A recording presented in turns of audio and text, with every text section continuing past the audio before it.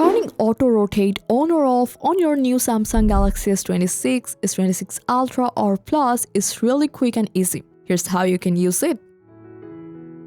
So first you have to swipe down from the top of your screen to open the quick panel. Here you will see either a portrait lock icon or an auto rotate icon. If it shows portrait lock, tap it once to enable auto rotate, and you can also tap and hold the icon to open more settings. So now from here, you will see extra option like home screen rotation, which is actually allows your home screen to rotate when you turn your phone.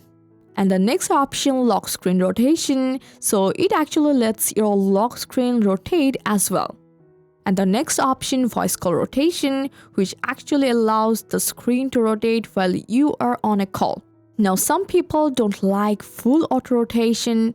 In that case, if you turn off all the options directly from here, you can enable show rotate button on navigation bar. So when this option is on, your screen will stay locked in portrait mode, but whenever you rotate your phone, a small rotate button will appear at the bottom of your screen.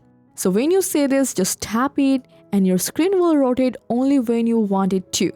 And finally, if you want to turn auto rotate off again, simply tap the auto rotate icon in the quick panel and it will switch back to portrait lock. And that's it. That's how you can easily turn auto rotate on or off on your new Samsung Galaxy S26 series. I hope this guide helped you a lot. Thanks for watching.